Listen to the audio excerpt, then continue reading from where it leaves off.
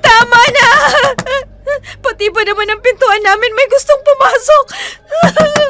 Itigil mo na to! Umalis ka na sa bahay namin! Tama na! Wala akong kasalanan sa'yo! Lubayan mo na ako! Wag! Masasaktan ka talaga sa akin! Hanggang hindi kayo nawawala sa landas ko! Lumayas na kayo! Bawiin mo lahat ng sinabi mo! Mabait na tao ang asawa ko! Kung may dapat mamatay, ikaw yon! Ano ba talagang nangyayari dito? Miss Carla, kilala niyo ang halimaw na yan?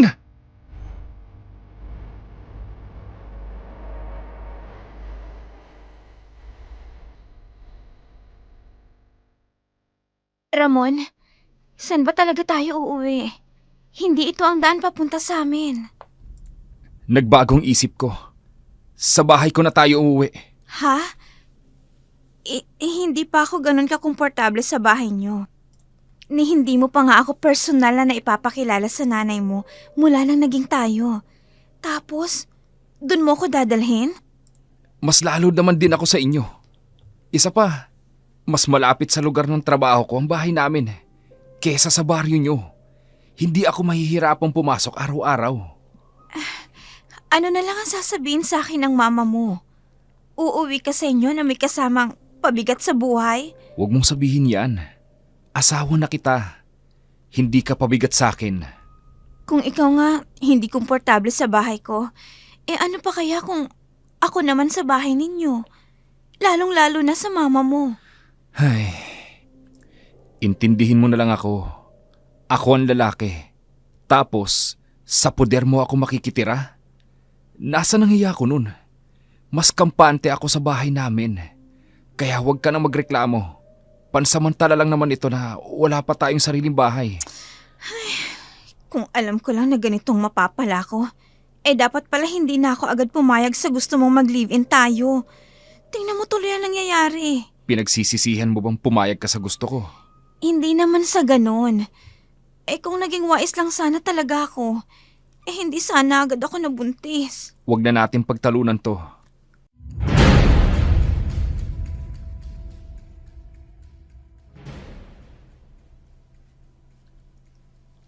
Aba, may dumating. Sino naman kaya itong pababa ng pampasaherong kuliglig?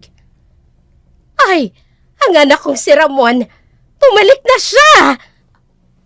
Ha, may kasama siyang babae na bumaba rin at buntis. Mama! Nakauwi na po ako. Oh, ay alam ko. Kitang-kita ng dalawa kong mata ang pagdating mo. Parang napakataray ng mama niya. Kakayanin ko bang pakisamahan to? At may kasama ka pang isa pang palamunin. Mama naman oh. Magdahan-dahan naman po kayo sa pananalita ninyo. Hindi basta paalamunin lang si Carla. Asawa ko na po siya. Abay, kailan ka pa kinasal? Nung umalis ka rito sa atin, ang paalam mo magtatrabaho ka. Tutuparin mo ang pangarap mo. Tapos eto, uuwi ka. Kanya na ba kababaw ang pangarap mo, Haramon? Mama, kasama sa pangarap ko si Carla. Ang makabuhay ng isang pamilya. Hindi po ba kayo natutuwa? Magiging lola na po kayo. Matutuwa saan? Sa pag-uwi mo rito ng babae. Hoy, Ramon, pinalaki kitang matino, maayos at responsable. Pero hindi ko rin sinabing uwian mo ako rito ng responsibilidad. At sa ang bundok mo napulot yung babaeng yan? Tingnan mo nga naman ang itsura. Parang walang alam sa buhay. Ma, magdahan-dahan naman po kayo. Yung bibig nyo, ang ingay-ingay ninyo. Papasukin mo na lang muna kaya kami sa loob ng bahay. Ngayon magre-reklamo ka sa bunganga ko. Nandirito na kayo sa pamamahay ko. Kaya dapat lang na masanay ulit sa ingay ng bunganga ko. Lalo na yung kasama mo. O ano bang pangalan yan? Carla po. Carla, pinapaganda mo pa. Klaring pa rin ang palayaw niyan. Magandang araw po, Pep! Huwag mo akong tawaging mama. Huwag kang asyumera. Ma'am, Yun ang gusto kong itawag mo sa akin.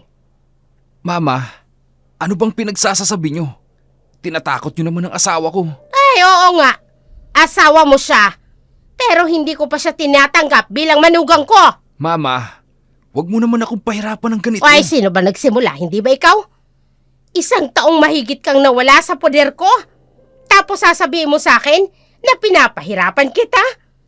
Kaya pala wala ka ng gaanong pinapadala sa aking pera. Dahil dyan sa babaeng yan.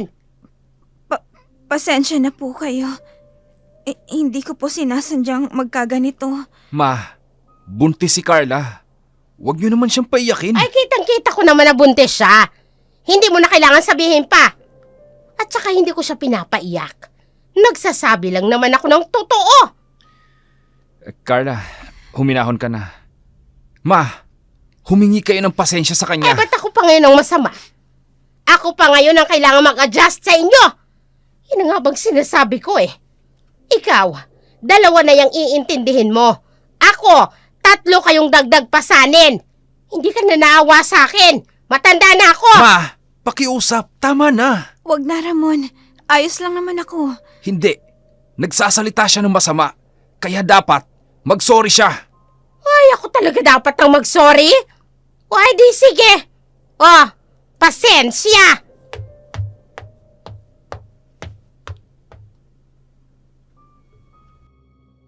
Napabuntong hininga si Ramon. Nag-walkout ang ina. Hinawakan niya si Carla sa kamay. Tinungo nila ang dating kwarto nito. Mabilis at maayos pa rin ang lahat tulad ng dati. Binuksan ni Ramon ang aparador para maganap ng espasyo. Nakita niya ang luma na mga damit ng asawa. Kaya binigyan niya ito ng pera. Samantala, kinabukasan, pumasok si Ramon sa trabaho at naiwan si Carla kasama ang biyanan.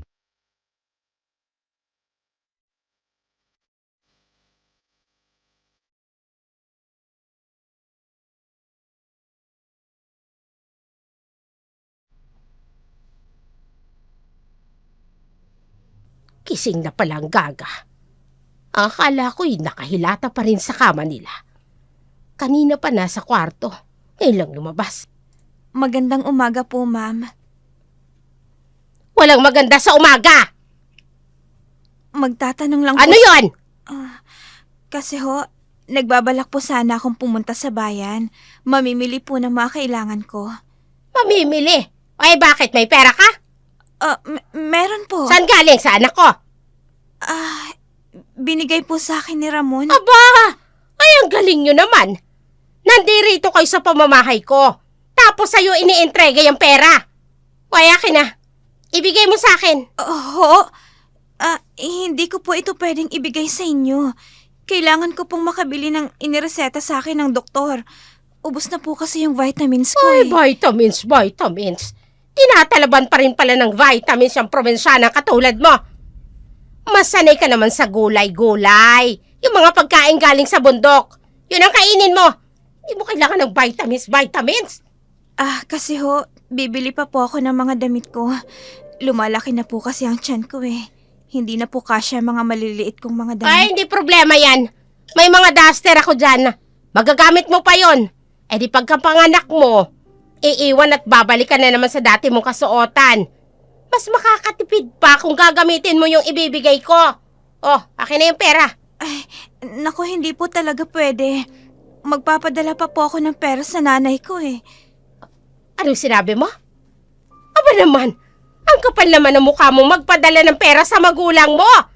Hindi porket asawa ka ng anak ko, pwede na siyang makinabang sa pinagpagura ng anak ko. Hindi naman po sa ganun. Hinihiram lang naman po yan ng nanay ko. Ibabalik pa rin po niya kapag dumating na po yung Oy, pension nako, niya. hindi. Ayoko. Ibigay mo sa akin yung perang ibinigay sa'yo ni Ramon. Ako ang magbabudget niyan. Pero Ibigay ma'am, mo sa akin. Kung hindi palalayasin kita rito. ibibigay ko na po. Eto na po yung pera. Bibigay rin naman pala yan. Dami pang reklamo. Kaano kayang lahat dito? Mabibili ko na rin lahat ng kailangan at gusto kong gamit rito sa bahay. Paano na ngayon ito? Iniintay pa naman ni nanay ang padala ko. Sigurado mag-iisip sa akin ang hindi maganda si nanay.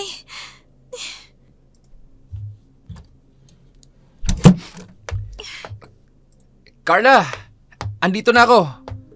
Oh, bakit ka umiiyak? Ramon, yung perang binigay mo sa akin para sa pambili ng mga kakailanganin ko, kinuha ng mama mo. Tulungan mo ako mabawi sa kanyang perang bigay mo. Ha? Bawiin? Naku, malabo na mangyari yun. Hindi ko na magagawa yun. Kilala ko si mama. Kapag hawak na niya ang pera, hindi mo na agad makikita pa sa wallet niya yun. Wala ka man lang bang gagawin? Magsasawalang kibuka na lang ba dyan? Pasensya ka na, Carla. Mama ko yun eh. Hindi ko pwedeng suwayin ang gusto niya. So ako ngayon na mag-a-adjust. Ramon naman. Hayaan mo na yun. Babawi na lang ako sa'yo. Heto, kunin mo. Wala pa to sa kalahati ng perang hinihiram ni nanay. Nakapangako ako sa kanya. Ibabalik niya naman agad eh. Pagtiisan niya na lang muna yan. Ang mahalaga, maitawid niya ang kailangan niya. Ito na nga bang sinasabi ko. Kaya nga ba ayoko dito sa poder ng mama niya? Lumabas si Carla sa kusina. Nagtungo sa banyo para maligo. Pagbukas niya ng gripo, walang tubig na lumabas. Tiningnan niya ang mga lalagyan. Lahat walang laman. Kailangan niyang bumalik kay Aling Nora para magtanong. Nang hapon na yun, habang naghihintay siya na umuwi ang asawa, pasimpleng lumapit si Carla sa kanyang biyenan na nakaupo sa sala.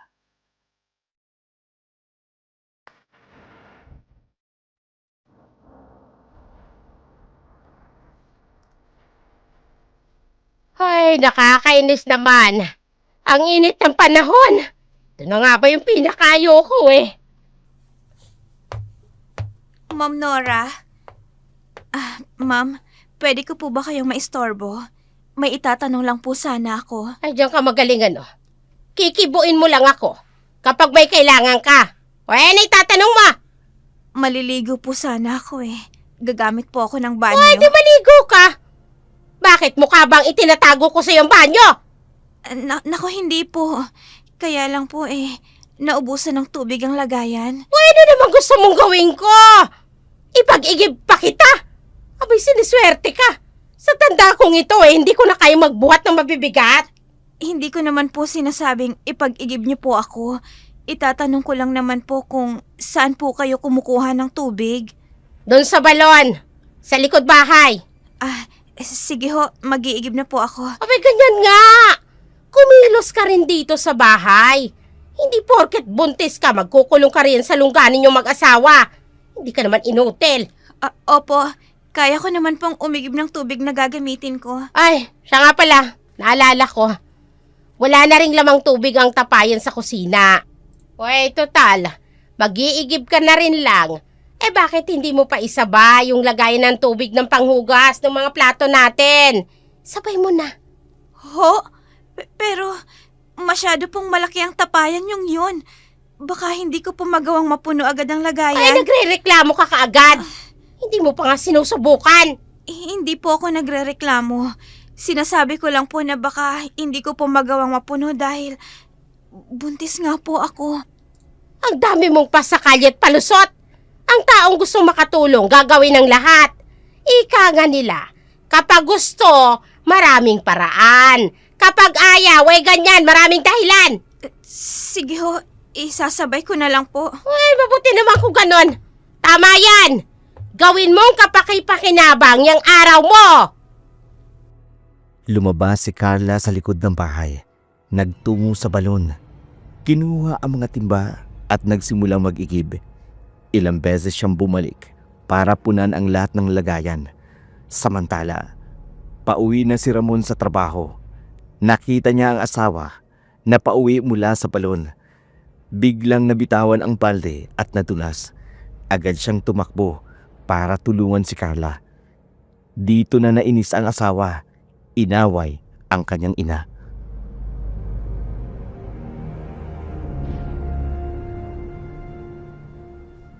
Nagustuhan mo ba ang niluto ko? Yung paborito mong kare-kare. Masarap naman po. Ay, masarap naman pero hindi mo magawang tingnan. Ramon anak, huwag ka nang magtampo sa akin. Eto na nga bumabawi na ako sa'yo. Hindi ba't dapat sa asawa ko kayo bumawi? Hindi ho sa akin. Kay Carla. Wala naman akong natatanda ang naging kasalanan ko sa kanya. Nagkusa naman siya mag-igib, kaya hinayaan ko siyang gawin yun.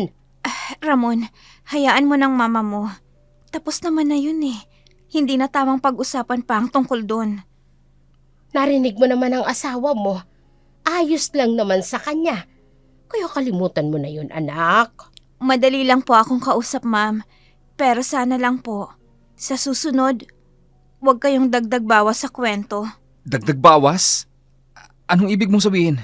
May lokalokang babaeng ito. Akala ko ba ayos na?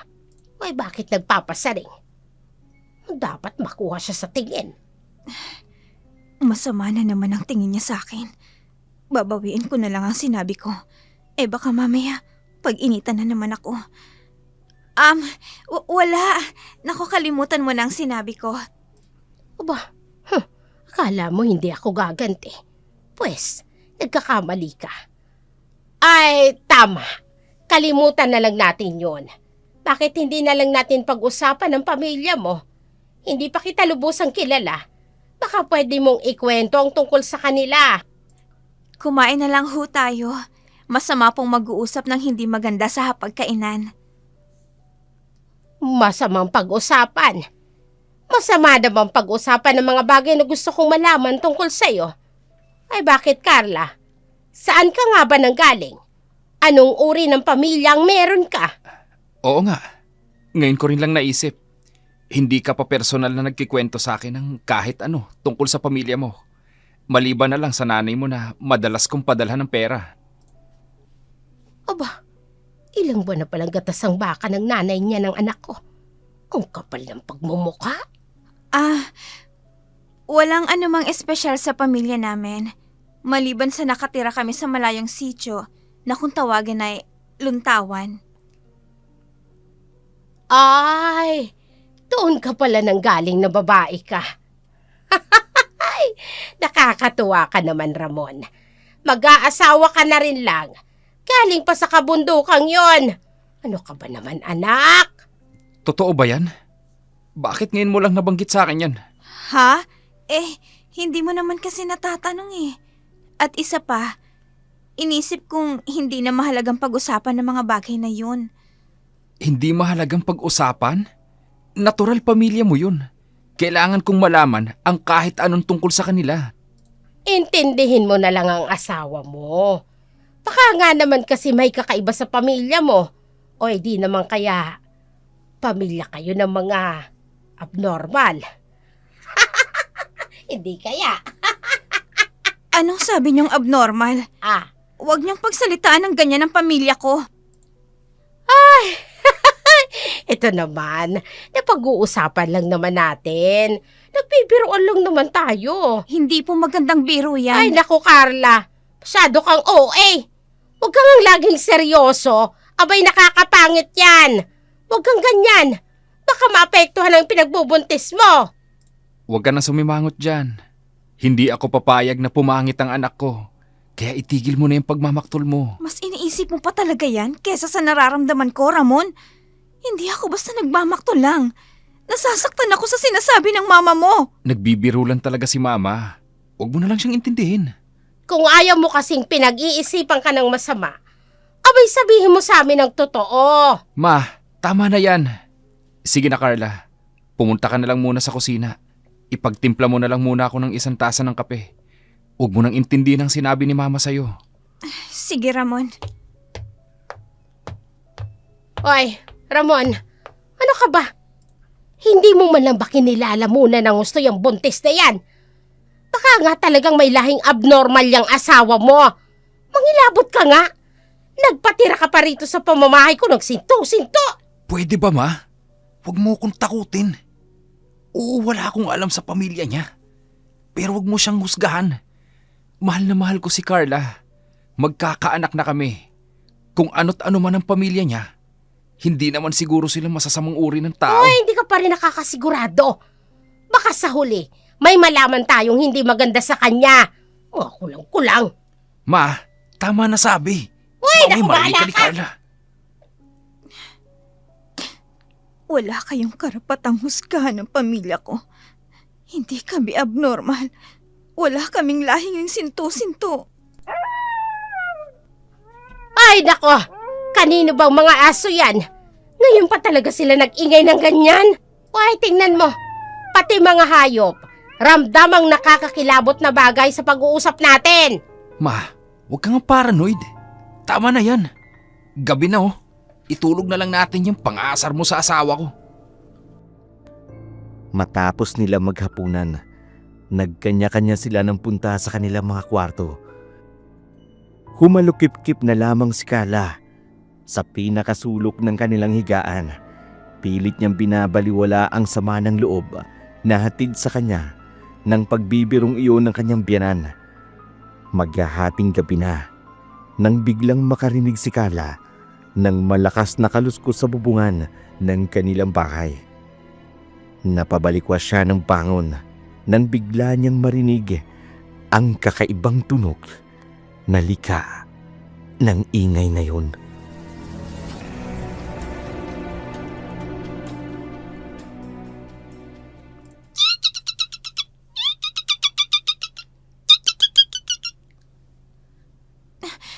Ano bang ingay yun?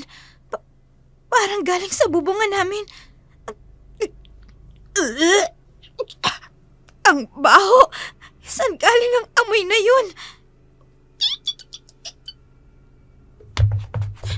Ramon, gumising ka. Ramon, Bakit ba? Inaantok pa ako eh. gumising ka muna saglit. May naririnig akong ingay sa bubong. Kanina pa yan. Baka pusa lang yung naghahanap ng daga. Silipan mo muna kasi ang baho talaga. Hindi ko matagalan ng amoy.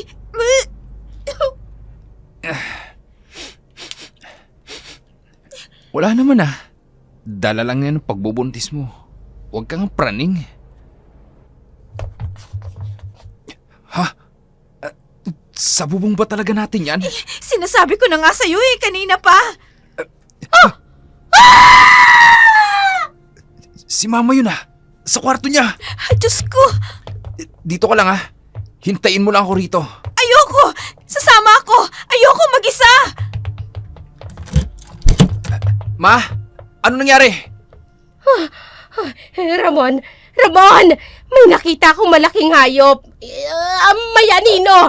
Sa labas ng bintana. Ang sama ng tingin niya sa akin! Kukunin ko yung itak ko.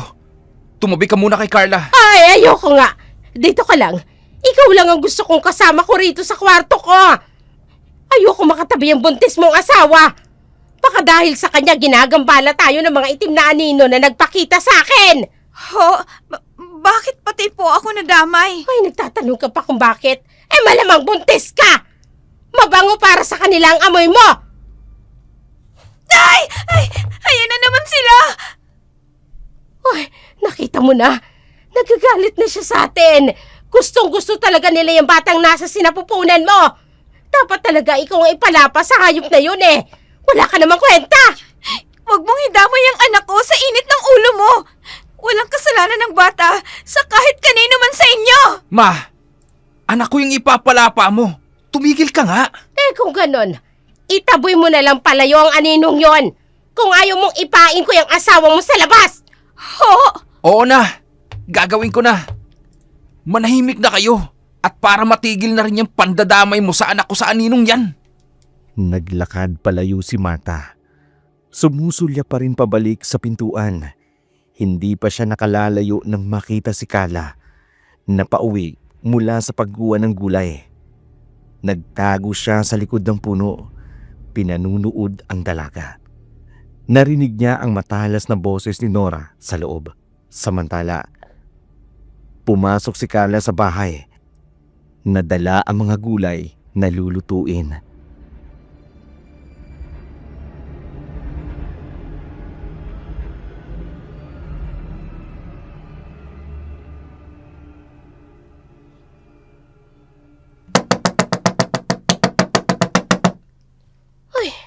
Sino ba to? Eh kung makakatok wagas. Sandali! Bakit? Ano ba kailangan mo? Sino ka ba? Dito nga talaga kaya siya nakatira. Hoy! Anong ginagawa mo? Panay lang ang tingin mo sa loob ng bahay ko. Hoy, bakit ba? Ang mga mata niya, parang may hinahanap. Hindi kaya magnanakaw ito. Naghahanap ng bahay na pupunteryahin. Hula siya. Hoy! Ay, huwag kang bumulong-bulong riyan. Puwet mo lang ang nakakarinig ng sinasabi mo. O ikaw, kung wala kang sadya sa pamamahay ko, abay lumayas ka na. Huwag nanakaw ka ata eh. Hala, hoy! Tsape! Istorbo sa ginagawa ko! Iset! Hoy, nako! Ang babaeng ito, basta na lang akong itinulak. Hoy, grabe. Nakakatakot naman ang itsura. Hindi pamilyar sa akin ang mukha niya. Abay, sino kaya yon? Hindi kaya magnanakaw talaga yon? O edi kaya isa siyang hayop na tagaan yung tao? Hindi kaya? Ma'am, nakauwi na po ako. Wah, ay saan ka ba napuntang babae ka? Diyan lang po sa labas, kumuha po ng gulay na lulutuin ko ngayong gabi. Halika nga rito. Ma'am, dahan-dahan naman po. Madudulas po ako Ay sige, magdahan-dahan ka pa. Nagdagiting ka ng hayop dyan sa labas. Ha? Nakita mo ba yung matandang babae? Ho? May matandang babae kanina, palingaling nga sa harap ng bahay ko. Dahil dyan sa kalalayas mo. Naamo yata yung ipinagbubuntis mo. Ay manong manahimik ka rito sa bahay. Kung nasa labas man po ako, dahil po yun sa inyo. Sinunod ko lang naman po kasi ang pinag-uutos nyo sa akin na maghanda ako ng gulay na lulutuin ko eh. Ikaw pa talagang may lakas ng loob na magsabi sa akin ng ganyan. Ako pa ngayon ang sisisihin mo. Ang kapal talaga ng pagmumukha mong babae ka. Naku! Hoy! Napipika na talaga ako sa'yo eh. Kung hindi lang talaga masamang manakit ng babaeng buntis, baka kanina pa kita nasaktan. Alam mo ba ha? Naiimbierna na talaga ako sa kagaspangan ng ugali mo. Eh, tsaka na nga! Ako pa ngayon ang magaspang ang pag-uugali. Eh samantalang, siya nga itong mas nagmamaltrato sa akin. Pwede niya naman akong kausapin ng mahinahon. Pero bakit kailangan niya pa akong sigawan? Una pa lang talaga, alam ko nang hindi niya na ako tanggap para sa anak niya. Pero sana naman, itrato niya naman ako ng tama. Hindi ganito, na parang hayop niya ako kung ituring. Nanahimik ang lahat pagkatapos ng kaguluhan. Bumalik sila sa kani-kanilang kwarto. Buong gabing nakabantay si Nora sa bintana. Naghihintay kung babalik pa ang babae. Nang sumapit ang umaga, inakala niyang hindi na muling manggugulo ang nilalang. Kaya naisipan niyang makipag-inuman sa kaibigan. Samantala, naiwang mag-isa si Carla sa bahay.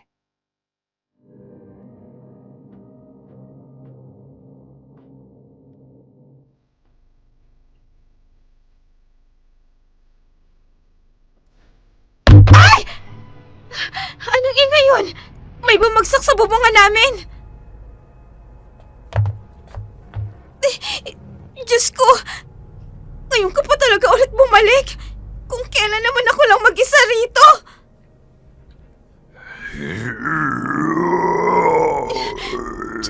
Diyos ko!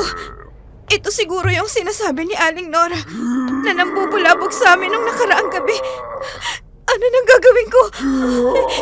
Pauwi na ba si Ramon? Anong oras na? Bakit wala pa siya? Dito, naamoy ko siya sa banda rito.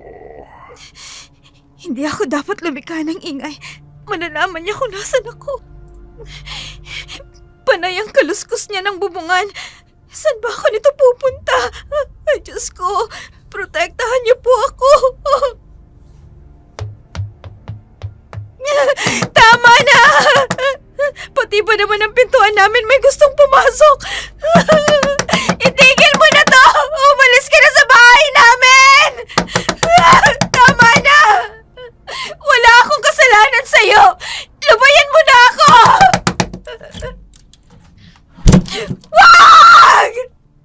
Ay, lukarit na babaeng to. Ah, Kanina pa kami sa labas. At hindi mo kami pinagbubuksan ng pinto. Aling Nora, Ramon, oh, Gagang ko kami eh. nga. Ano ginagawa mo yun sa sulok? Tumuyo ka nga dyan. Ay, pinagod mo ako sa pagkatok sa pintuan. Buti na lang may dalang susi si Ramon. Ay, kung hindi, abay namuti yung mata namin sa kaantay sa pagbubukas mo ng pinto. Gagang to. pwede ho ba? Huwag kayong maingay. Yung narinig nating nambubulabog sa akin nung nakaraang gabi, bumalik na naman siya. Kanina niya pa ako tinatakot. Tapos sa bintana, parang merong umuungol. Ay, totoo ba yan? Eh, kanina pa kami nasa harap ng pintuan. Tapos hindi mo kami pinapansin. Eh, paano kung kaming inatake nun? Buisit ka. Ang akala ko po kasi lumipat siya at pumunta sa may pintuan. Kaya hindi ko po kayo pinagbubuksan. Ay, kakaloka. Kami pa ang pinagbibintangang nananakot sa'yo, ha? Ganun ba yun? Tama na yan. Mabuti na lang talaga. Hindi tayo ginalaw nun nung nasa labas tayo. Ay, wala nang kalasingan ko bigla. Abay na yung masmasan ako bigla dahil dyan sa buisit na yan. Shh! Huwag muna kayong maingay. Pakinggan natin ang paligid. Baka kung nasa paligid pa natin ang sinasabi mo. Ay, gusto ko na talagang palayasin ang babaeng ito. Eh, sa pagbubuntis niya, binabalik-balikan na talaga kami ng kung ano-anong kababalagan rito. Anong nangyari dito? Ah, teka, kapitbahay natin yun, ah. Ma, dito lang kayo. May titingnan lang ako. Teka, saan ka naman pupunta? Delikadong lumabas. Sisilipin ko lang kung ano nangyari. Ay, manong ang manahimik ka rito sa bahay. Baka ikaw naman ang atakihin nun. Hindi niya ako magagawang saktan, ma. Yari siya sa itak na nakasukbit sa bewang ko. Mag-iingat ka, Ramon. Bumalik ka kagad. Pakiusap. Ay, pinaliwala ko lang kanina yung mga nakita kong nakakatakot. Eh, bakit ba ako nag-iisip? Ay, Diyos ko, hindi na biro ang mga nangyayari. Baka nga delikado na rin ang lagay ng buntis na si Carla. Pinuntahan ni Ramon ang bahay na pinanggagalingan ng malakas na pagsigaw. Sa daan pa lamang, bumungad na agad ang mga bangkay ng mga alagang patay na hayop. Wakwak ang lamang loob. Tuyo na ang mga dugo ng bangkay. Nagkalat rin sa paligid ang mga talsik ng dugo. Parang hindi lang nag-iisang nilalang ang umatake roon. Lalong nangilabot si Ramon nang marating niya ang bahay. Naabutan niyang hawak ng kanyang kaibigan ang asawa nitong wala ng buhay. Inatake raw ito nang hindi nakikitang nilalang. Pinunterya ang lamang loob nito. Wala nang nagawa ang asawa nito kundi iyakan ang walang buhay nitong katawan. Natulalanan lamang si Ramon. Naguguluhan kung bakit biglang nangyari ang mga ganitong klasing kababalagan sa kanilang lugar. Kaya ang kanilang kapitan ay napilitan na ring mangialam sa mga nangyayari. Nag-iwan na lamang ito ng isang babala para sa kanilang mag-anak.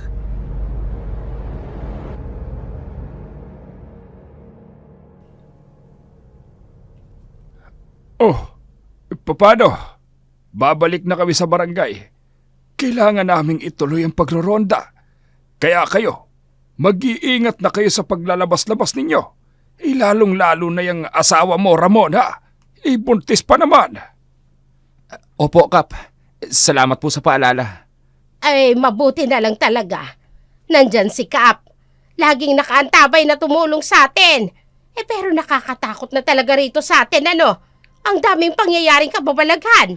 Ay, kaya kayo, inay, huwag na kayong maggagagala. Ay, nako talaga.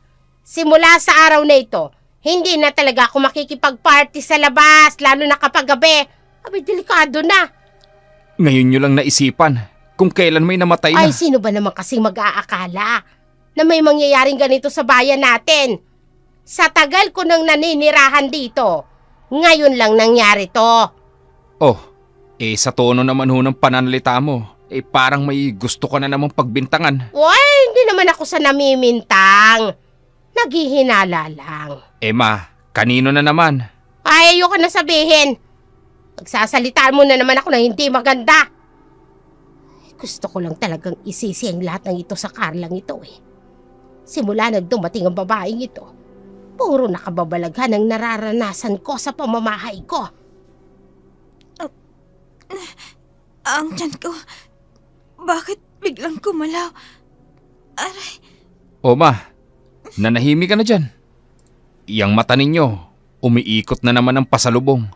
Alam kong ibig sabihin yan. Ay, wala pa naman akong sinasabi. Alam mo na kaagad. Nanay kita. Natural, alam ko kung anong umaandar dyan sa utak ninyo. Huwag niyong idamay dito si Carla. Nananahimik na yung tao. Nananahimik. Yan nga ang nakakatakot eh. Yang pananahimik niyang yan. Baka kung may pinaplano na yung masama yung babaeng yan, o kung hindi naman, may kasabot siya sa labas at binabalak talagang takutin ako. Yan pang asawa mong sinto-sinto. Baka kung sino-sinong kinakausap niyan dyan sa labas. Tulad ng babaeng biglang sumulpot rito. hindi na talaga biro ang nararamdaman ko. Hindi na lang siya basta gumalaw lang. Ay, kumikirot na rin ito. Huwag mo nang pag-iinitan ng asawa ko, ma. Malinis ang konsensya niya. At sigurado akong wala siyang kinalaman dito. Tsaka huwag mo namang idamay pati yung ibang tao sa labas. Masamang mamintang. Intindihin at tanggapin mo na lang ang asawa ko. Pakiusap, ma. Che! Hindi ko pa rin tanggap na may asawa ka na. Hindi ka pa nga nakakabawi sa lahat ng paghihirap ko sa'yo. Ganito agad ang ginawa mo. Ma, pagtatalunan na naman ba natin to? Ay, ewan ko sa'yo. Kaya lumalaki ang ulo ng asawa mo. Dahil kinukonsinti mo. Lalo na talaga siyang sumasakit. Ano ba talagang nangyayari sa akin? Anong nangyayari sa baby ko? Ramon! Ramon! Tulong! Ramon! Oh, ngayon tinatawag ka na agad. Kala mo yung mga anak ng makaarte. Buisit na yan. Manganganak? Magwawalong buwan pa lang naman ang bata. Ay, kaya Imposible yun. Ay, tingnan mo kung makasigaw. Ramon! Tulungan mo ako! Ang sakit ng tiyan ko! Ramon! Ang tiyan ko! Bakit ba? Ano nangyari sa'yo? Ano na naman bang kaartehan niyang, Carla? Pati ba naman sa oras naming mag-ina, para lang makapag-usap, abay hinahadlangan mo. Wala ka talagang konsiderasyon. Ramon! Ha? Teka! Ano yan? Eh bakit parang basa yung damit mo? Anong ginawa mo? Wala po akong ginagawang masama. Bigla na lang pong sumakit ang tiyan ko. Halika na! Halika na! Dadalhin na kita sa ospital. Mukhang hindi na birong kalagayan mo. Ay, teka sandali. Kung kailan dis oras ng gabi, nababaliw ka na ba, Ramon? Ma, nag-aalala ako para sa kalagayan niya. Baka kung anong ibig sabihin ng basang yan sa damit ng asawa ko. Ay, hindi pa naman dugo yan. Wala kang dapat ipag-alala. Ramon! Dalhin mo na ako sa ospital. Baka akong napapano ng baby natin. Hindi nga! Hindi ako papayag. Delikado, baka nasa labas pa yung gumagalang pumapatay ng kapitbahay. Ma, hindi ito ang oras para matakot sa kung ano mang gumagalang yan. Nahihirapan ang asawa ko. Ay, di tumawag ng ambulansya. Hintayin nating dumating dito sa bahay. Tapos sakayatin sa ospital. Mas ligtas yun. Ay, naku, tinamaan na ng lintik. Oo, pakinggan nyo yung mga hayop sa labas, Ramon. Pakinggan nyo. Nagbibigay sila ng babala, kaya makinig ka sa akin, lintik. Hindi, ma. Kung uunahin kong intindihin ang babala ng mga hayop, pati na yung pananakot ng leche gumagalang yan. Mga nganib ang buhay na mag-ina ko. Tara na, Carla. Kumapit ka sa akin. Oo, Ramon. Ay, tumigil ka nga. Ramon! Hoy! Bumalik kayo rito! Ramon! Hindi napigilan ni Nora si Ramon. Nadalhin si Carla sa ospital. Nakita niya silang lumabas ng bahay. Nagtungo sila sa kalsada kung saan naghihintay ang ambulansya. Habang inihahatid si Carla sa loob, napansin ni Ramon ang mga matang nanlilisik na nakamatsyag sa kanila mula sa dilim. Kasabay ng pagsarado ng pintuan at pag-alulog ng mga aso sa paligid. Mabilis na pinatakbo ng driver ang sasakyan. Pagdating nila sa ospital, dito na nagsimula ang kalbaryo ni Carla.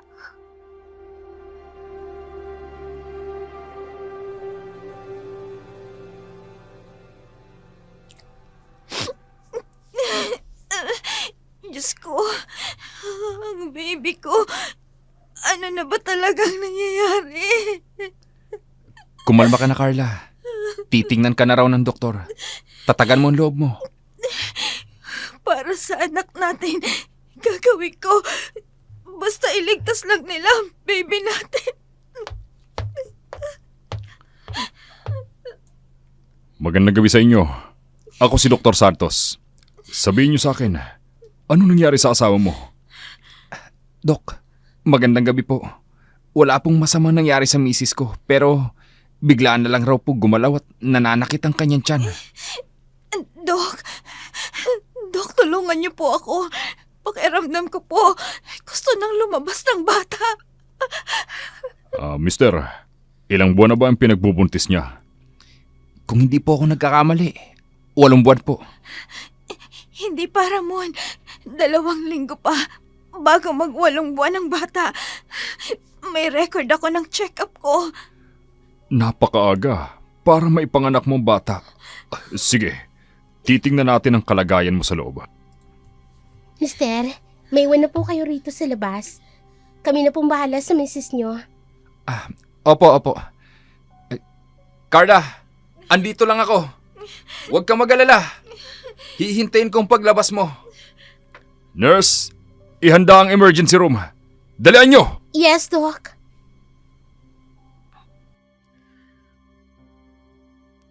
Walang tigil si Ramon sa pag-usal ng panalangin. Nag-aalala siya sa kanyang asawa. Alam niya kasing nagiging dahilan ng matinding stress ni Carla ang kanyang ina. Minsan tuloy, naisip niya na sana pala sa bahay ng mga magulang na lang nito sana sila tumuloy. Baka hindi ganoon ang naranasan ng kanyang asawa sa piling ng kanyang bungangerang ina.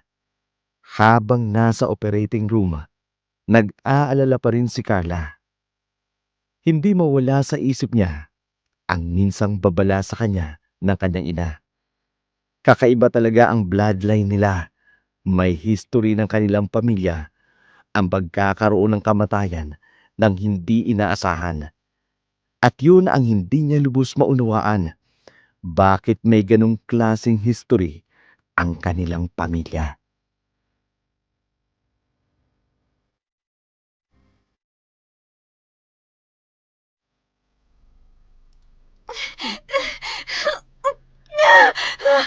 Mrs., kaya niyo pa ba? Pipilitin ko po, Dok. Mailabas ko lang ng ligtas ang anak ko. Though 7.5 pa lang ang pinagbubuntis mo, may regular uterine contractions na every 5 minutes. Ang cervix mo, nakadeleted na. Nagpi-premature labor ka na, Mrs. Nurse! Kailangan ko ng tocolytics. Dalhan mo ko, dali! Yes, Doc. Para po saan yun? Ano pong gagawin niyo? Susubukan kong i-delay ang labor. Ipinahanda ko na rin ang antenatal steroids para ito sa long maturity ng sanggol. Dok, kung sakali po bang tumanggi ako na wag nang i-delay, papayag po ba kayo? Kung gusto nang lumabas ng bata, ilabas na natin. Hindi ko na kaya ang sakit, Dok. Iginagalang ko ang desisyon mo. Sige, titingnan natin. Kung hindi na talaga maiiwasan, i-resuscitate natin ang baby. Pero hindi magiging madali ito. Kailangan ko ang kooperasyon mo. Opo, ako, Doc. Fatal heart rate, bumababa sa 110 BPM. May variable of declarations. Ihanda ang emergency neonatal resuscitation. Ipagpapatuloy ang fourth fluids. Oxygen mask para sa pasyente. Kung hindi kakayanin ang tocolysis, we'll proceed with delivery. Doc, ramdam ko na naman. Doc! Mrs., please cooperate. Kayanin mo ito para sa bata. Anak! Tulungan mo ako, anak! Kapag humilab ulit, umiri ka na. Mrs., kayanin mo. Baby ko, ilalabas na kita kung kinakailangan.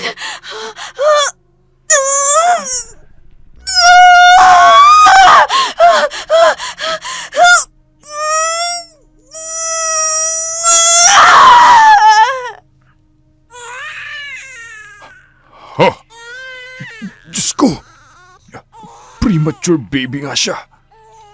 Pero, bakit parang may kakaiba sa kanya? Dok, ang anak ko, Dok. Gusto kong makita. Sandali lang, misis. I-check pang vitals niya. Kailangan siyang mailagay sa incubator. Imo-monitor ang oxygen saturation niya. Ganun po ba? Kung ganun, ipapahinga ko muna ang katawan ko. Nangihina pa po ako, Dok. Sige, misis. Mamaya lang, ililipat ka na sa recovery room. Doc, stable na po ang lagay ng bata. For incubation na po siya. Pakibantay ang maigi ang bata. Please, Nurse Leia. Yes, Doc. Dinala ang sanggol sa incubator para sa monitoring. Lumabas si Dr. Santos. Nilapitan si Ramon na naghihintay sa labas. Ibinalita niya na matagumpay ang panganganak. Masayang-masaya si Ramon nang makita ang anak sa incubator. Nagtungo siya sa may nurse, tinanong ang kondisyon ng bata. Naging sentro ng atensyon ang sanggol dahil sa magandang kutis. Samantala, naputol ang kasiyahan nang biglang nag-brown out at narinig ang kalabog mula sa organ storage.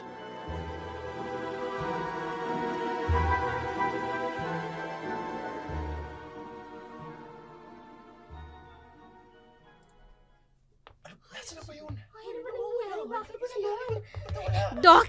Doc! Pinasok po tayo ng mga sindikatong nagnanakaw ng mga organs. May 2 cooler na po ang nawawala. Imposible. Maigpit ang security natin. Walang mga angahas na magnanakaw sa atin. Huwag kayo agad magkukonclude ng walang basihan. Hindi mawawala yun basta-basta. Hanapin niyo ang mga cooler. Doc! May isang problema! Kailangan niyong pumunta sa parking lot! Ano? Pero bakit? Ano nangyari? Gusto kayo makausap ni Kapitan? May natagpo ang bangkay ng isang matandang lalaki sa may parking lot! Ah? Ano sabi mo? Paano nagkaroon ng bangkay ng matandang lalaki dun? Ano pa talaga nangyayari dito sa ospital? Hindi rin po namin alam, Doc. Ay, tara, samahan mo ako. Ay, nako, ano ba yan nangyari? Tingnan mo sila doon. Lalay, tingnan nga natin. Yung gulo yung mga sa labas. Dito ka lang muna sa dala. Titignan ko lang doon si Ay, Victor. pare, ano ba nangyayari doon? Ba't nagkakagulo yung mga doktor doon? Ay, tanong mo sa ospital na Ramon, anong nangyayari? Bakit maingay sa labas? Hindi ko rin alam. Nagkakagulo sila. Nag-brown out. Tapos parang may nakialam daw ng isang importanteng silid nila. Bukod pa doon, may natagpo ang bangkay ng isang matandang lalaki sa parking lot. Si Doc ba yung nagsasalita kanina? Parang galit siya. Tensyonado lang siguro siya ng husto. Hindi biro ang nangyayaring kaguluhan sa ospital. Ramon, hanggang kailan ba tayo rito? Naiinip na ako dito sa ospital. Hindi ko rin alam, Carla. Depende kung anong sasabihin sa atin ng doktor. Kahit na nakakailang araw pa lang tayo dito, pakiramdam ko, nakakaisang linggo na tayo dito sa ospital. Konting tiis pa. Minomonitor pa nila ang baby natin. Pwede mo bang kausapin si doktor? Lalo ako nai-stress sa mga naririnig kong kaguluhan sa labas eh. Ayoko ng mga ganyan. Kumalma ka nga muna. Wala namang mangyayari sa ating masama dito. Mahigpit naman daw ang seguridad ng ospital na ito. Kaya wala kang dapat na ikabahala. Hindi ako natatakot sa tao. Mas natatakot ako sa pinag-uusapan nila tungkol sa mga nawawalang mga organs. Pati na yung mga namamatay. Pakiramdam ko may mali. Oh, bigla ka na natahimik dyan. Ramon, kahit anong mangyari, pilitin mo si doktor na ilabas natin si baby sa lalong madaling panahon. Ayoko na talagang magtagal pa dito. Ito talaga ang kulit. Sige, susubukan ko. Pero wag kang magagalit kung hindi tayo papayagang makaalis agad ha? Hindi pa rin nakauuwi ang mag-asawa. Inasikaso muna ni Doc Santos ang pagharap kay Kapitan sa pag-iimbestiga sa mga insidenteng nangyari sa pasilidad. Ito ang kauna-unahang pagkakataong naranasan nila ang ganong kababalaghan. Naubos ang oras niya sa pakikipag-usap sa mga investigador. Nang sumapit ang gabi, nakaramdam ng matinding pagod ang kanyang katawan. Gusto niyang makauwi agad para mapawi ang matinding stress na idinulot ng mga pangyayaring iyon. Kukunin niya na ang sasakyan nang bigla naman siyang ginulantang ng isang pangyayari.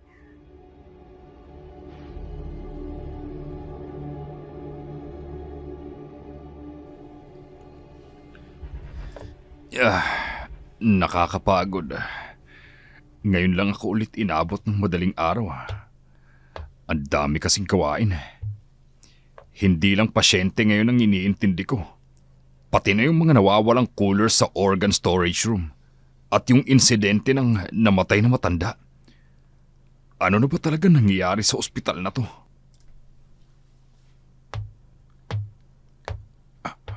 Ha? Saan ang gagaling ang ingay na yun? May kasabay ba ako pa uwi sa duty ko? Parang ako lang naman ang andito.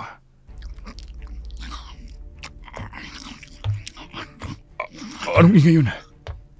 Parang may kumakain. At ang baho dito. Amoy nabubulok na mga laman.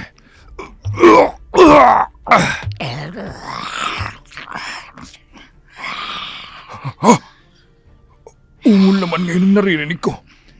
Parang papalapit dito sa akin. Diyos ko, saan ba galing? Saan ba nagagaling yun? Papalapit siya sa akin. Wag! Layuan mo ako! Wag!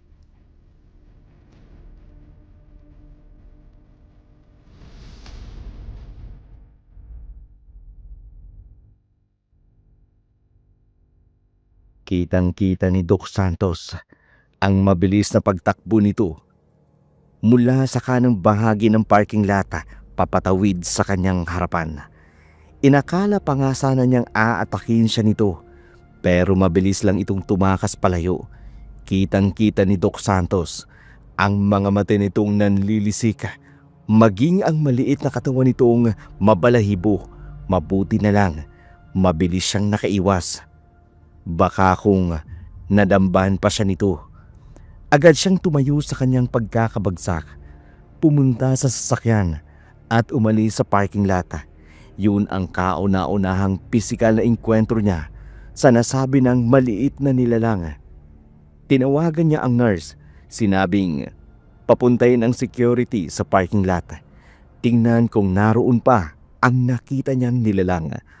Pero wala na raw itong nakita. Kinaumagahan, sa pagpasok niya, agad niyang hinanap ang CCTV footage.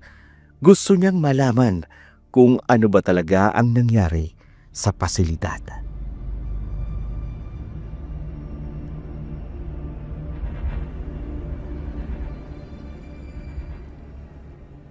Hindi na talaga tama ang nangyayari. Marami na sa mga pasyente ang natatakot. Kung hindi ako nakikialam, baka akong magsialisa ng mga tao dito sa ospital. Dok, sigurado po ba kayo? Araw-araw po kaming umiikot dito sa ospital. pero wala kaming nakikitang kakaiba. Basta ituloy mo lang pag-play. Sigurado akong may makikita tayo. Kahit konti.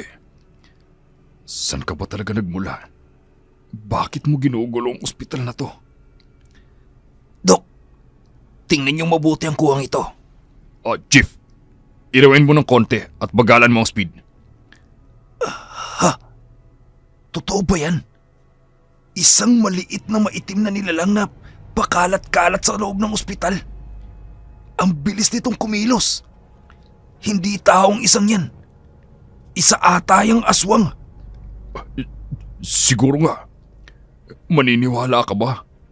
Kung sasabihin ko sa'yong nakita ko siya mismo sa parking lot nung gabing pauwi ako. Mabalahibo ito. Maliliit na mga binti at braso na abalang kumakain ng laman ng mga coolers na nawawala. Kung ganun, hindi nga talaga taong nagnanakaw sa mga cooler. Isang nilalang na hayok sa lamang loob ng mga tao. Yung insidente ng pagkakatagpo sa bangkay ng matandang lalaki, may kuha ka ba sa CCTV? Negative, Doc. Malayo sa camera natin ang lugar ng pinangyayarihan. Kaya wala rin tayong lead ron. Ang akala ko pa naman, may makukuha akong lead. Kung ang nilalang na yun rin ba, ang may kagagawan sa matandang bangkay. Wala po eh. Pasensya na, Doc. Ayos ng Chief. Hayaan mo na. Siya nga pala, may isang ipakikiusap ako sa'yo. Huwag mong ipapaalam kahit kanino nakita nating ito. Isikreto mo lang. Pakiusap. Po, paano kung bumalik na naman ulit yun sa ospital? Wala ba tayong gagawin para matigil yung panggugulo niya rito? Chief, mas paigtingin niyo ang seguridad ng ospital. Ayoko nang maulit pang muli ang lahat ng ito. Kung may dumating na resulta sa lahat ng investigasyong ginawa ng mga otoridad sa pasilidad, siguraduhin hindi na ito mauulit. Ayoko nang malagay na muli sa alanganin ng pasilidad. Ang ospital ay para sa mga nangangailangan ng medikal na atensyon at hindi dapat tayo pumayag na pamugaran ng ospital natin ng mga kababalaghan. Areglado, Doc. Pipilitin naming hindi maulit ang mga insidenteng ito para sa ikaliligtas, hindi lang sa mga pasyente, maging ng ating mga empleyado. Kinausap muli ni Ramon si Doc Santos tungkol sa discharge papers. Nagdalawang isip ang doktor dahil sa mga pangyayari, pero pumayag na rin dahil mabilis na nakarecover ang bata. Pinaperma na lamang sila ng waiver para sa voluntary discharge. Excited na si Ramon na makauwi. Naglakad sila palabas ng ospital, dala ang sanggol. Pagdating sa nayon, masayang-masaya silang sinalubong ng mga kapitbahay maliban sa kanyang ina.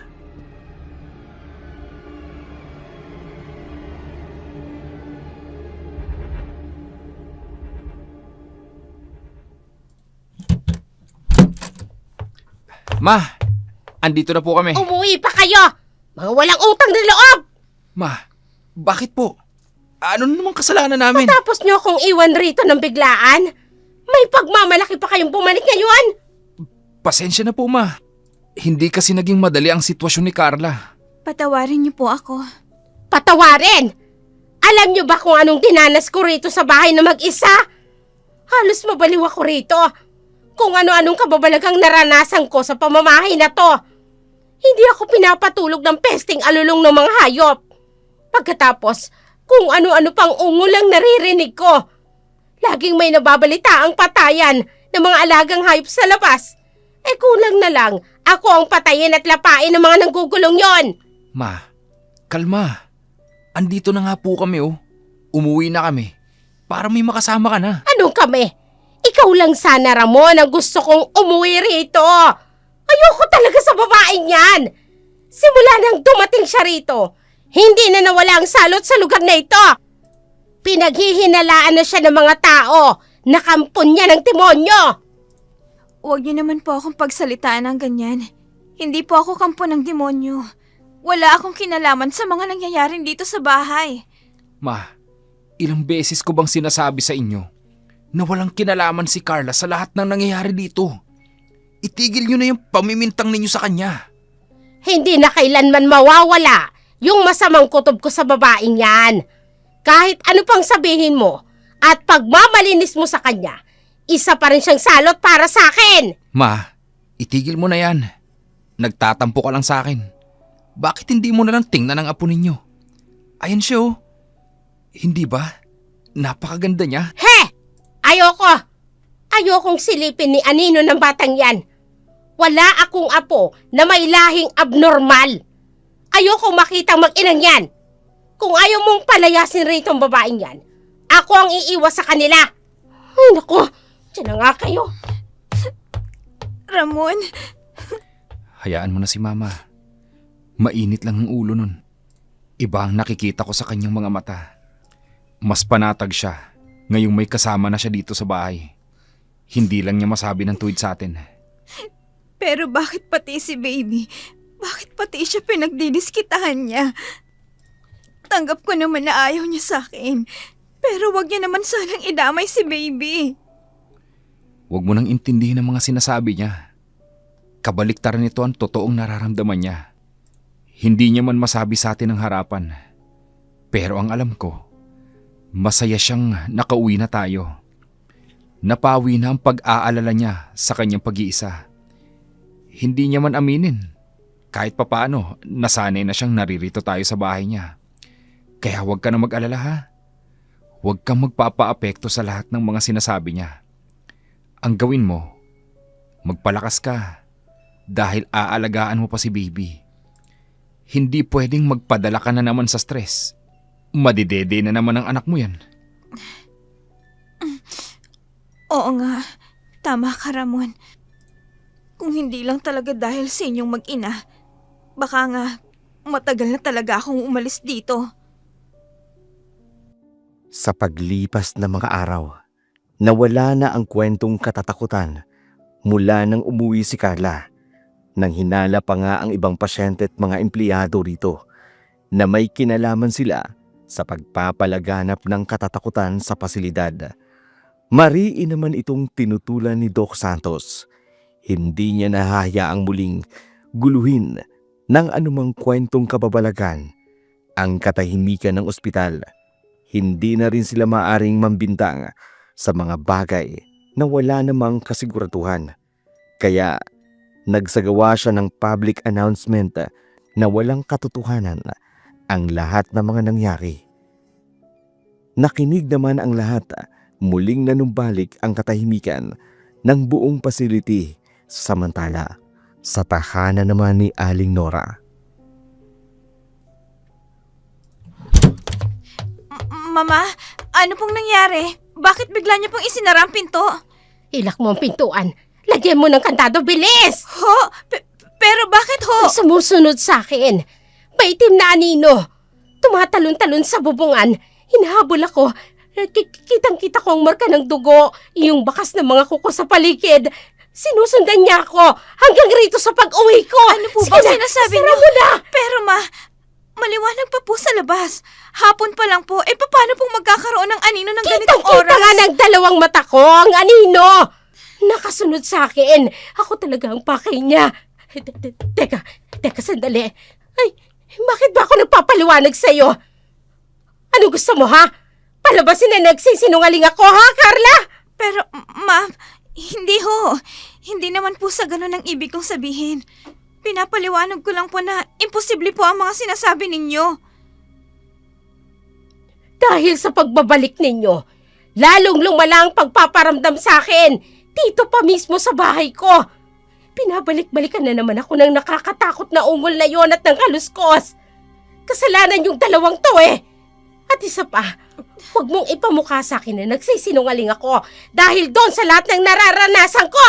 Teka, sandali lang ho. Dahan-dahan lang naman po sa paghawak niyo sa akin. Karga-karga ko po ang anak ko. Hindi ako bulag.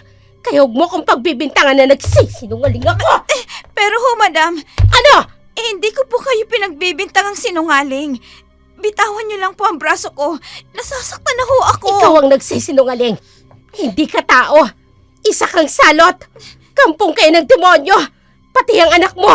Isa rin yung salot! Isa yung salot! Aray ko ho! Nababaliw na ho ba kayo? Kung ano-ano nang sinasabi ninyo! Pati ang bata inadamay niyo pa! Shh! Tahan na, baby. Tahan na. Tingnan niyo ang ginawa niyo! Pinaiyak niyo ang anak ko! Ang mga mata ni Carla, bigla ng lisik.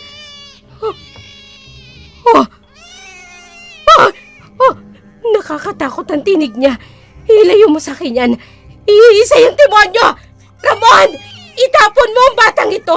Hindi mo siya anak! Ay, Itapon Nora. mo to! Itigil niyo niyang pag-iiskandalo ninyo! Hindi na kayo naaawa sa anak ko!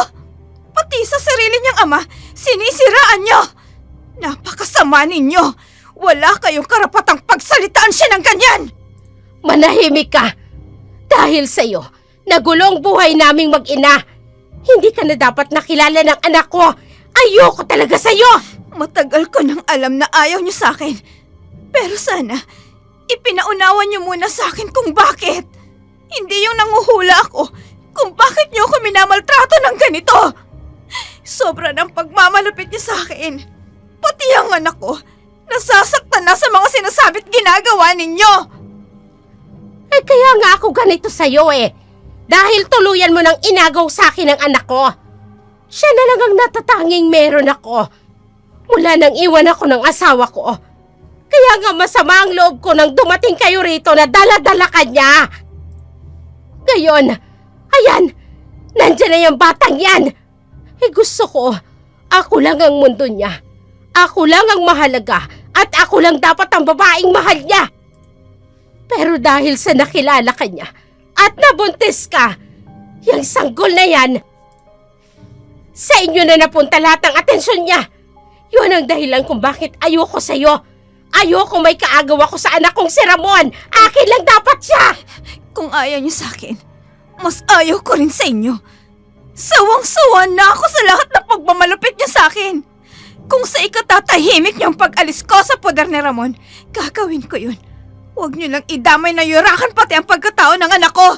Ay, sige, gawin mo. Yun talaga ang gusto kong mangyari. Ay, sige, layas na. Hindi ka kailangan ng anak ko sa buhay niya. Layas! Ano yun? May bumagsak sa bubungan. Nasundan niya ako. Dahil sa ingay mo at ng batang yan, nasundan ako ng halimaw. Anong ako? Ikaw ang nagsimula ng away nating dalawa. Okay na. Okay na. Batang yan. Ano ba? Ako ang magtatapon ng batang yan. Itigil niyo ang kabaliwan niyong ito. Nasasaktan na kami ng anak ko sa ginagawa ninyo. Masasaktan talaga kayo sa akin. Hanggat hindi kayo nawawala sa landas ko. Ano ba? Lumayas kayo. Ano ba? Oh, ayan na siya. Papasok na sa bahay. Ibigay mo sa akin yung bata. Hindi! Iaabot ko mismo sa nilalang na yun. Na nasa pintuan. Okay na sabi. Okay na sabi. Ibalik mo sa akin ang anak ko. Maawa kayo sa Hindi kanya. siya dapat kaawaan. Isa siyang kampo ng kadiliman.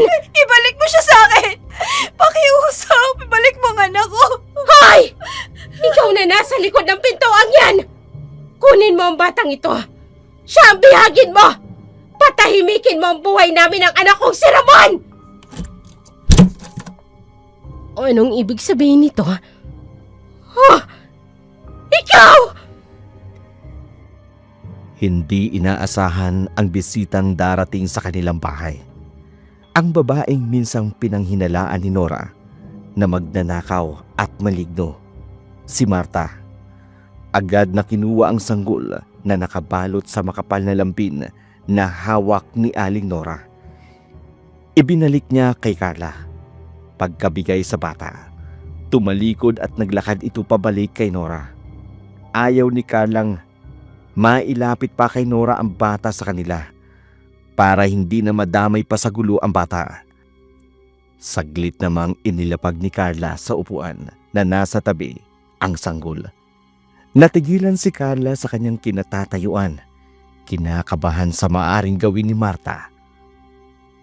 Sa nakatulala niyang biyanan, pagkarating ni Marta sa harapan ng tulalang si Nora, ay biglang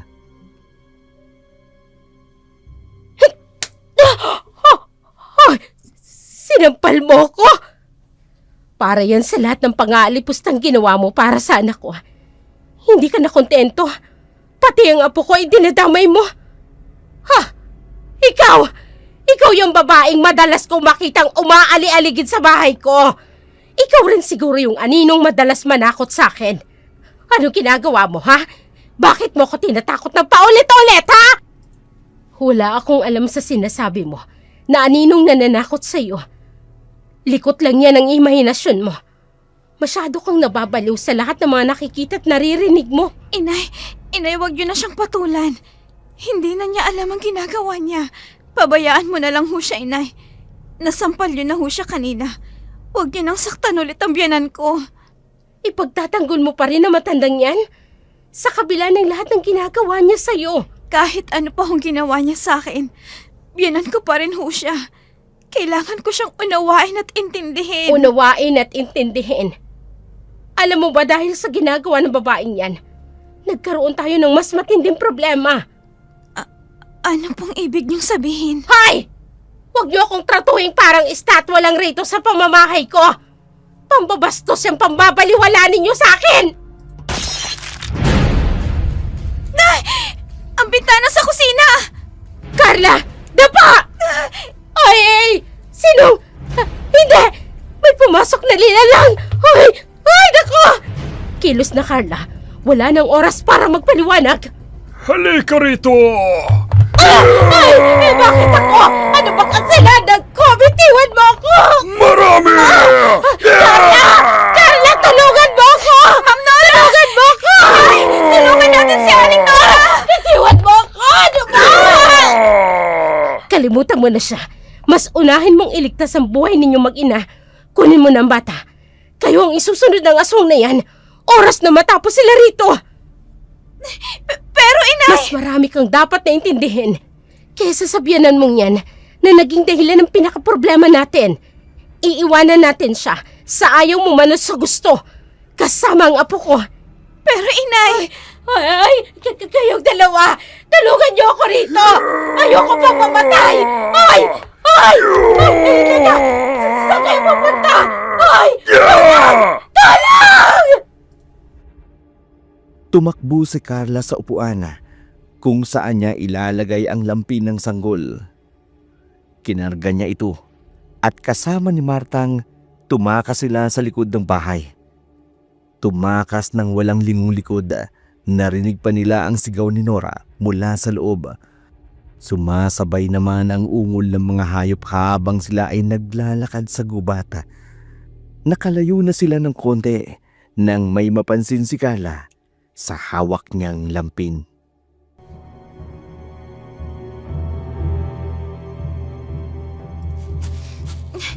Inay, sandali. Pwede bang magdahan-dahan muna tayo? Magdahan-dahan? Hindi pwede. Hindi ito ang oras para magpahinga, Carla. Pero inay, hindi lang ito dahil sa napapagod ako. Ang baby ko, parang may kakaiba. Sandali ho, sisilipin ko lang ang loob ng binalot kong lampin. Bakit? Anong problema? Ha? Sinasabi ko na nga ba? Kaya pala, pakiramdam ko bigla siyang gumaan. Ang baby ko, nawala. Wala rito sa mga lampin ko. Ano? Paano nangyari yun? Yun nga eh. Inilapag ko siya saglit. Kanina sa may upuan. Kinarga ko agad ang kumpol ng lampin na to.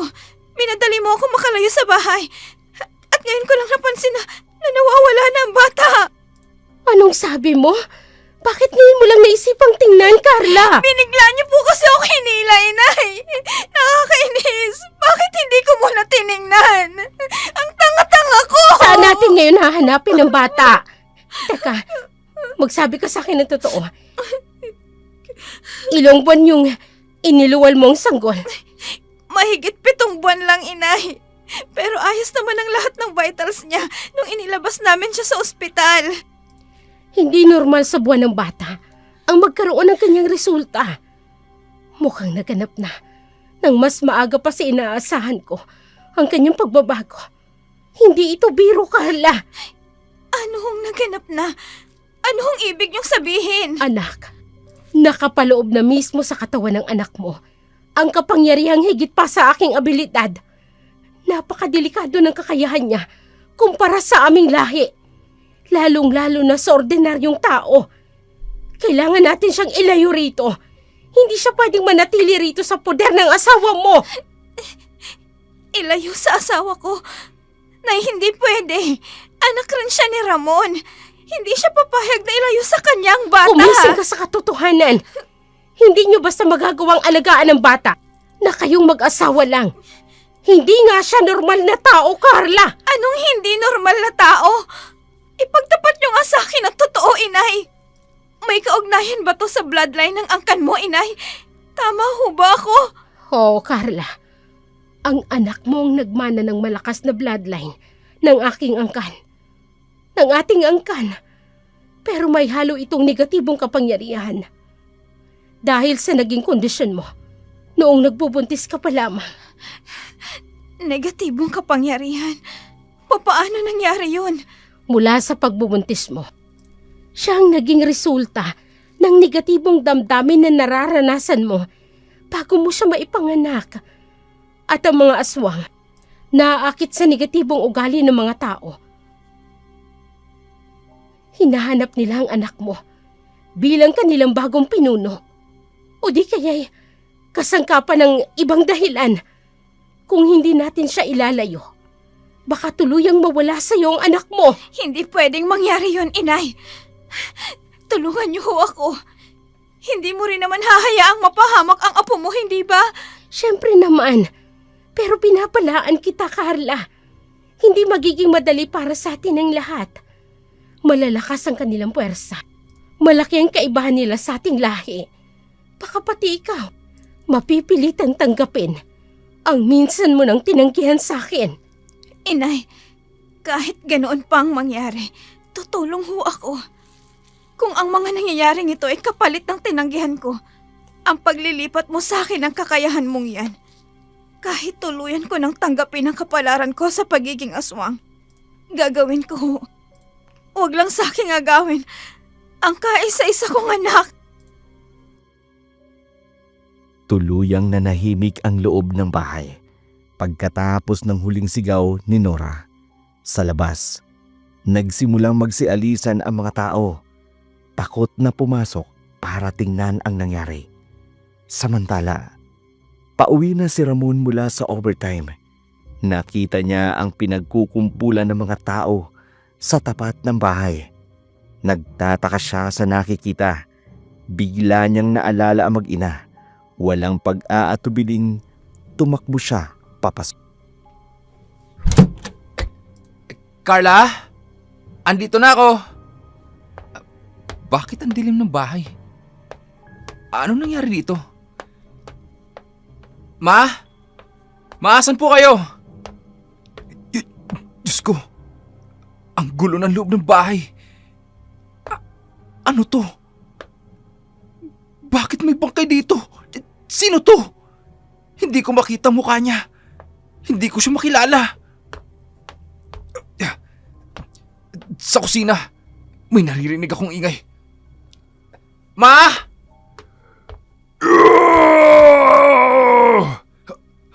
Ha! Aswang! Atakihin niya ako! Muntikan niya na ako masaktan.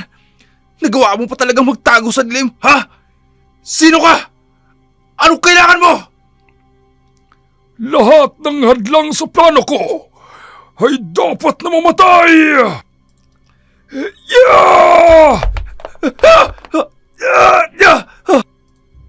Ang bilis niyo nakalapit sa akin. Ang mga kuko niya bumabound sa mga braso ko. Ano bang kailangan mo? Bakit mo kami ginugulo? Ang mag-ina mo! Dapat silang mabura sa landas ko!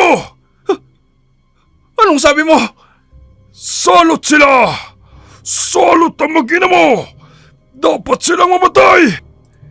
Bawiin mo lahat ng sinabi mo.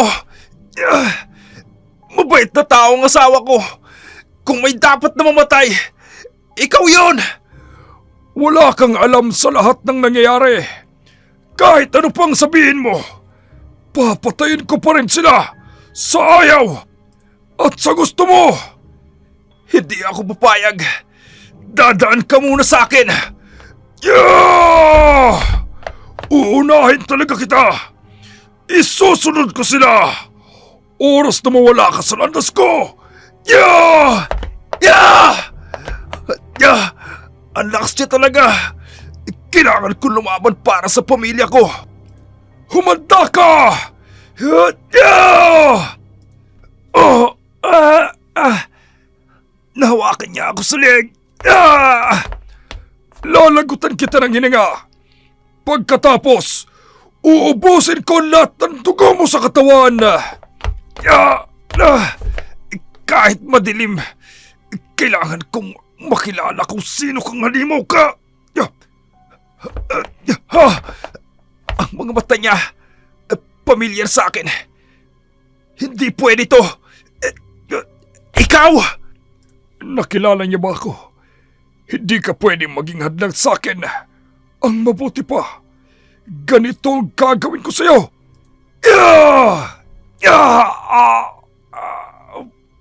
Bigla mong sinaksak ang sikmura ako. Kaya mo ba ako inatake? Dahil nakilala kita. Wala kang awa. Hindi ko na dapat pa ipiniliwanag sa'yo kung bakit. Abala ka lang sa totoong pakay ko. Kung gusto mong malaman ang totoo, maghabulan tayo. Kasabay ng pagpaslang ko sa iyong kaisa-isang anak. Yeah! Hoy! Bumalik ka rito! Hindi pa tayo tapos! Huwag kang duwag! Hahabulin kita kahit saan ka pa magpunta. Hindi sa'yo ang katawang yan. Hinding-hindi kita mapapatawad sa ginawa mo. Bumalik ka rito! Yeah! Mabilis na nakaalis ang aswang. Pilit naman itong hinahabol si Ramon. Dalawang bagay pa man din ang kanyang inaalala. Ang kalagayan ng kanyang ina at ang nawawala niyang mag-ina. Mabagal ang paghakbang ng kanyang mga paa hanggang padaos-dos na ito sa damuhan. Bumigay ang kanyang katawan at nawala na ito ng malay. Samantala, sa tabi ng kagubatang iyon, dumaan ang sasakyang minamaneho ni Doc Santos. Papasok na siya ng ospital. Ilang kilometro na lang ang layo niya rito nang biglang nangyari ang di inaasahan. Nabangga ko ba siya? Nasaktan ko ba siya? Diyos ko, ano ba nangyayari sa akin? Namamalikmata ba ako? Pero hindi.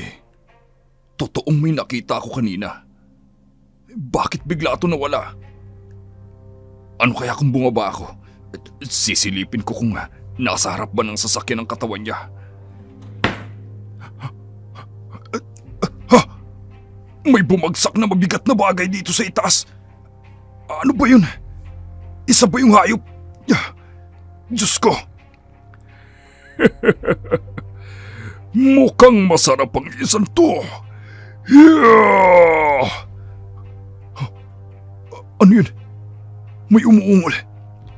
Nanggagaling ito sa ibabaw ng kotse ko.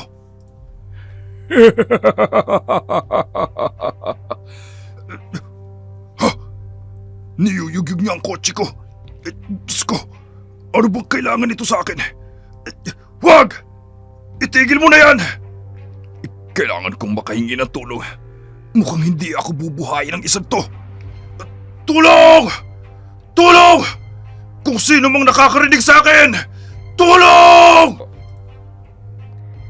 Walang tigil na binulabog ng aswang ang sasakyan. Mula sa ibabaw ng sasakyan, bumaba na ito sa tabi ng bintana. Sunod-sunod na hinampas ang salamin. Binasag nito ang bintana para tuluyang makapasok sa loob. Hysterical ang doktor sa driver's seat sa takot niya. Panay na lang ang busina niya ng kanyang kotse. Lalong nairita sa ingay nito ang aswang. Dalawang malakas na hampas ng braso nito ang tuluyang nakabasag ng pintana. Hinawakan nito ang pintuan, sabay hila at sinira ito. Napaatras ito, lalo na papasok ang sasakyan ng doktor.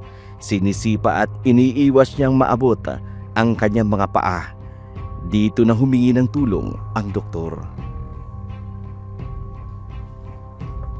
Inay, tingnan nyo! Sa bandang unahan! Doon sa may sasakyan! Ha? Carla, may aswang. Pamilyar sa akin ang amoy niya. Inay! Isa siyang kalaban. Inaatake niya yung driver! Anong gagawin natin? Halika rito! Maawa ka sa akin! Lubayan mo kung halimaw ka! Kung sino ka mang nakaririnig sa akin dyan sa labas, tulungan niyo ako! Tulong! Inay, gumawa ka ng paraan. Kilala ko yung nasa loob. Anong sabi mo? Wala nang oras para magpaliwanag. Kailangan nating mailigtas si Doc. Sige, gagawin ko kung anong makakaya ko. Hinila ng aswang si Doc Santos mula sa loob ng sasakyan. Nagbagong anyo naman si Marta. Bilang isang malaking uwak na may matalim na mga kuko. Lumipad ito papalapit sa pintuan ng kotse. Dinagit niya ang mga binti ng aswang. At mabilis na inilipad. Pinuntahan ni Carla si Doc Santos para makalabas ng sasakyan. Pagkatapos, napatingala silang dalawa sa nilalang na nasa himpapawid. Pilit na nagpupumiglas ang aswang sa matalas na kuko ng uwaka. Pagtingala nito sa kanya, nagulat si Marta. Pamilyar sa kanya ang mukha ng hawak niya. Nagpupumiglas ito. Hindi niya napigilang mabitawan ang mga paa nito. Bumaba si Marta pabalik sa normal niyang anyo. Mabilis namang bumulusok pababa sa lupa ang walang labang aswang. Walang hiya ka, babae ka! Basta mo na lang akong pinitawan! Tumanad ka sa pagkakahawa ko. Natural babagsak ka talaga. Mananagot ka sa akin! Makabawi lang ako ng lakas! Babaliin ko ang leg mo! Bakit iba ang naamoy ko sa kanya? Hindi tugma sa katawan niya ang lansa ng aura niya. Totoo ba tong nakikita ko? Si Aling Nora, siya ang aswang? Ano ba talaga nangyayari dito? Miss Carla, kilala niyo ba ang halimaw na yan? Oo, siya si Aling Nora, ang biyanan ko, na naging dahilan ng anxiety at premature labor ko. Dahil sa kanya, pinagdurusahan namin mag-asawa ang biglang pagbabago ng anak ko. Pagbabago ng anak niyo? Hindi ba't kapapanganak pa lang nito? Anong nangyari sa baby nila? Nasaan ang bata? Bakit hindi mo kasama? Masaya ito! Nawawala pala ang bata! Hindi na ako dapat mag-aksaya pa ng oras dito! Siya ang kailangan ko at hindi kayo! Huwag kang aalis! Dito ka lang! Carla, huwag mo siya lapitan! Pagkakataon ko na to, inay. Gusto kong makaganti sa kanya. Sa lahat ng mga ginawa niya sa aming mag-ina. Pagbabayaran mo ang pagsira mo sa normal na kinabukasan ng anak ko. Mananagot ka sa akin! Huwag ka sabing lumapit sa kanya! Isa kang anal! Ah! Ay, Diyos ko! Nahawakan niya si Miss Carla. Mas pinadali niyo sa akin ang lahat. Tatapusin ko ng babaeng ito. Wala nang haadlang sa aking makuha ang bata. Hindi ka nakinig sa akin, Carla! Hindi nga siya ang biyanan mo! Ibang katauhan ang namamahay sa katawan niya. Siya ang aswang na humahanting sa anak mo! Sangkater ba kayo mga tanga? Ang tagal kong hinintay ang pagkakataong ito na mapa sa kamay ang babaeng ito. Kaya hindi ko na ito patatagalin pa. Inay! Tulong! Ito na nga bang sinasabi ko? Bakit ba ako biglang nakampante? Ali, anong gagawin natin? Delikado ng buhay ng anak mo. Doc, may kahit anong likido ka bang hawak dyan? yung madaling umapoy. Meron.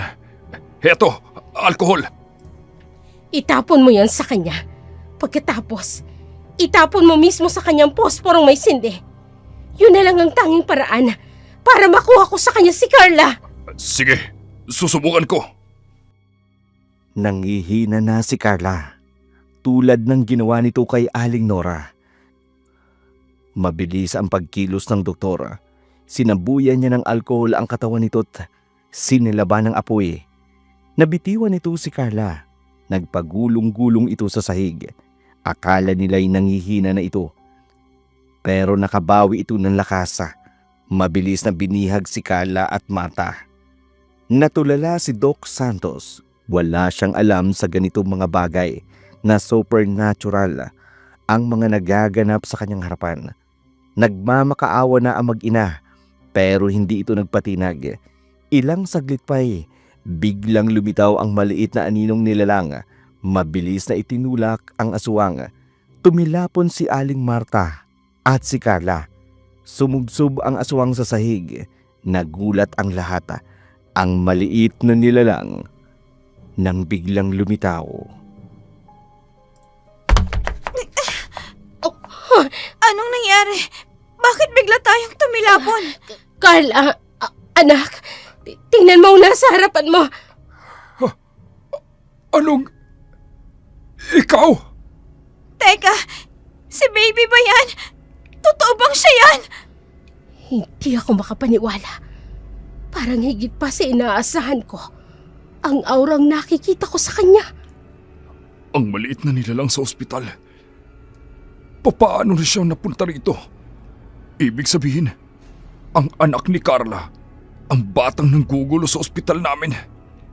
Diyos ko, hindi na siguro ko dapat naririto. Malaking gulo na to. Kailangan ko nang makatakas. Carla, bumangon ka na dyan. Kailangan nating makalayo. Nakikita ko sa mga mata ng anak mo ang nakakatakot na aura ngayon ko lang nakita. Anong ibig mong sabihin, Tingnan inay? mo ang nasa likuran niya. Ang dami niyang kasama.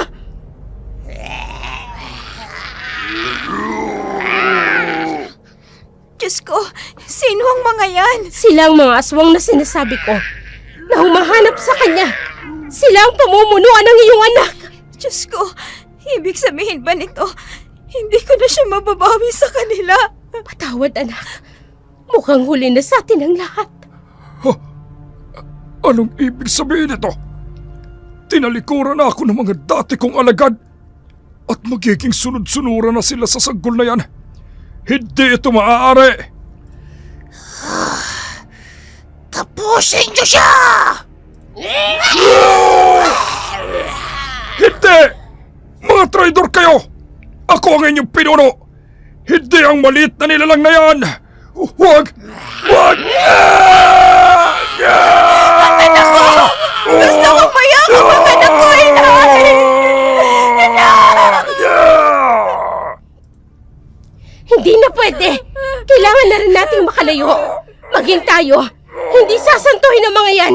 Umalis na tayo ngayon din, Carla! Pero inay, ang anak ko!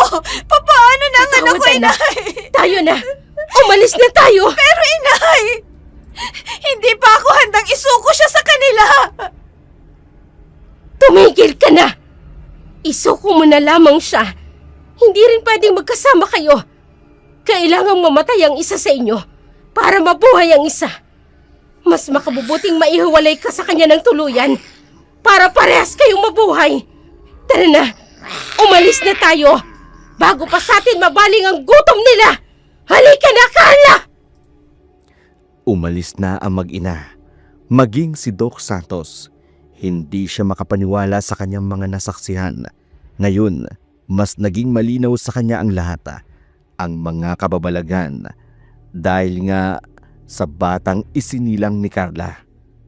Pumunta siya sa nasira niyang sasakyan. Binuhay ang makina. Agad na pinaandar. Umalis si Doc Santos dahil sa takot na madamay pa sa gulo. Ang mag-inang Marta naman, hindi agad nakalayo. Nagkubli sila sa isang sulok ng kagubatan.